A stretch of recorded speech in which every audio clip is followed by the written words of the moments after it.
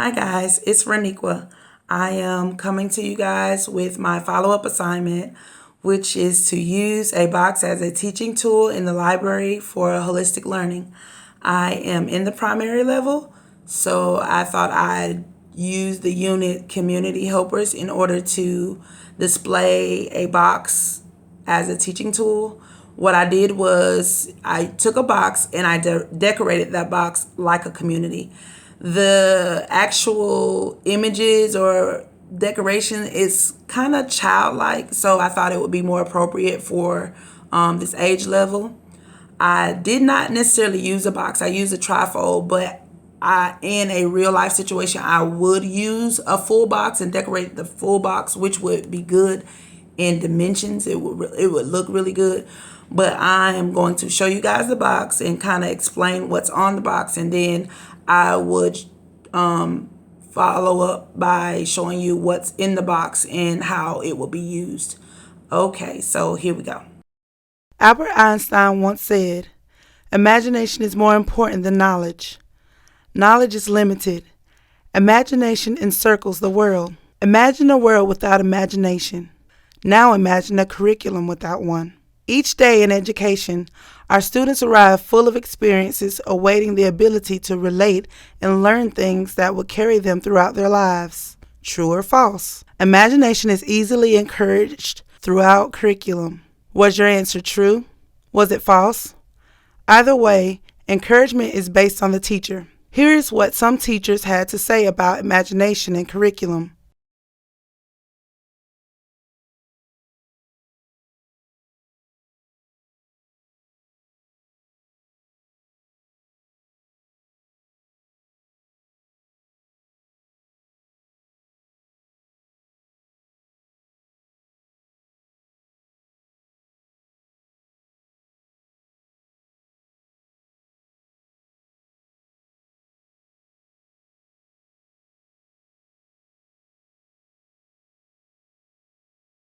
What exactly is curriculum? According to Maxine Green, curriculum from a learner's standpoint ordinarily represents little more than an arrangement of subjects, a structure of socially prescribed knowledge, or a complex system of meanings which may or may not fall within one's grasp. In other words, if a student cannot relate to the curriculum, that student may or may not understand it, and as educators, we have failed. In Dr. Karen Egan's Why Education is Difficult and Contentious, I found one thing truly stuck with me. He said, "The school's curriculum retains a lot of things that are useless, socially useless, but at the same time, what we consider good for the mind." I thought this was an interesting aspect of shaping the mind. When I think back on this comment and my experiences with education, I could picture all the Facebook posts and memes that refer to some of the required subjects in school and how they didn't contribute to the recently coined term adulting. In other words, what we learned in school didn't help us to navigate through the day-to-day realities of socioeconomic, and other issues that make or break us each day. I think there is a sense of hierarchy concerning education, which is why I found myself questioning who determines what is useful or isn't useful to our curriculum. Egan calls for a need of socialization, but honestly speaking, I don't think it is likely to happen because it challenges that hierarchy in education just as having imagination does. Oftentimes, things that can't be proven are shied away from in the curriculum. Gloria Billings suggests that due to the backlash in trying to incorporate imagination into the curriculum, there is often a back to the basics strip curriculum that continually hinders urban and low-income schools based on the No Child Left Behind and the AYP created as a way out for mismade connections and creativity that allows for students to be successful. So what do? John Dewey once said, "A work of art only becomes a work of art when it is grasped as an object of experience." Writer and activist Bell Hooks suggests that through what she calls engaged pedagogy, freedom in learning is what encourages and can lead to a place of excitement. It builds upon our interest in the subject. The teacher must help facilitate this interest or excitement by paying attention to who the learners are and letting them articulate their thinking in a safe place. In generating excitement, the teacher must engage with the student and the material. Excitement is not separate from intellectual pursuits in engaged pedagogy, but built into how the class is structured. Simply put, imagination in the classroom is much needed.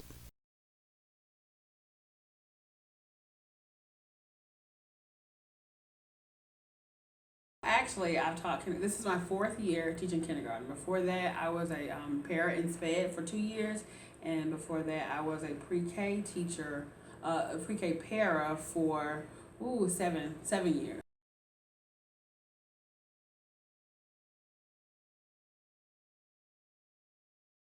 Yes, I do, because I think encouraging and cultivating a child's imagination helps with their learning, their brain activity, and being productive students and citizens. When I say that, I mean like in the community that we serve here at my school. It's a Title I school. It has, it's a poverty school. Not that saying kids can't learn, but the issue that I see here is our kids are not, the using their imagination is not fostered, because we are so, a lot of times, with the curriculum, with the testing and the scores and making the grade, our kids are not being pushed to use their imagination. So the hindrance that comes with children not being pushed to use their imagination and encouraged to use their imagination, they are unable to problem solve and think for themselves sometimes. And a lot of schools, districts, counties fall into that because we are working so hard to pass the test, make the grade, make the scores. But when you don't incorporate a child's time, that active engagement time, you can't. It's not. How I want to say it. If you don't incorporate that time of using imagination, thinking, and just that creativity during the active engagement part, it won't, it can be a hindrance. I like to say, sometimes as a teacher, you have to be creative to find those ways to pull it out. And a lot of times, teachers feel like, because they're under a lot of stress, to get, stay on task with the curriculum, stay on task with the standards, they feel like they have to stick with the formula of the classroom, mini lesson, active engagement, closure. But you have to be creative enough as a teacher. Use your imagination to say, how can I pull it out of my students? And with me, during that active engagement time, is that time where I will try to help support my students in their creativeness and using their imagination. I'm so excited about the units that we have here, especially with science. I'm a science nerd. Science and social studies, implementing more play into their lessons and things that they're doing. So I do think that if you don't have imagination or you don't put it into the curriculum, it can be a hindrance. Imagination in the curriculum, no, it would not be a hindrance. I think that I can't, me personally, I can't see a well-rounded classroom without a teacher cultivating it and fostering it and supporting a child using their imagination. I mean, you use it, using your imagination in reading, using it in writing. Like when we're writing short stories and we're writing even all about use your imagination to think. Like it actually is across, you can use it across the curriculum. Even in math, if you're thinking about creating word problems, you can use your imagination with that.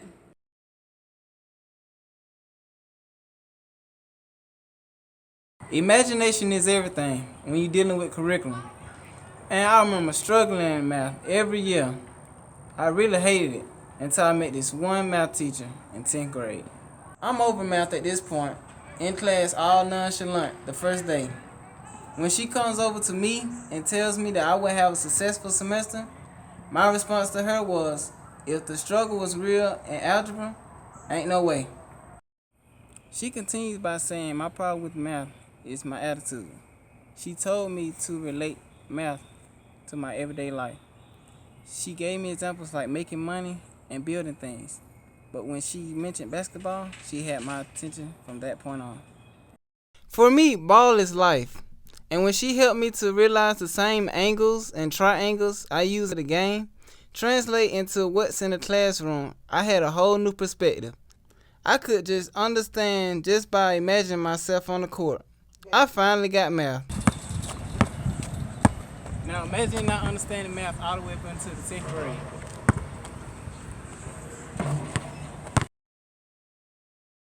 It is safe to conclude that curriculum is driven by imagination, which Rugg demonstrates as a connection between felt thought, or learning based on experience, and logical thought, the systematic logical thinking and establishment of clear, verbalized relationship. These, in turn, should ultimately end up in an expressive outcome, which is the result of planned curriculum activities intended to foster students' intellectual and personal growth. Bottom line, imagination is encouraged in assisting the curriculum as it is beneficial across the board. Teachers, embrace imagination as it will allow you to pull from your students' imaginations. And remember, a good teacher can inspire, ignite, and instill a love of learning.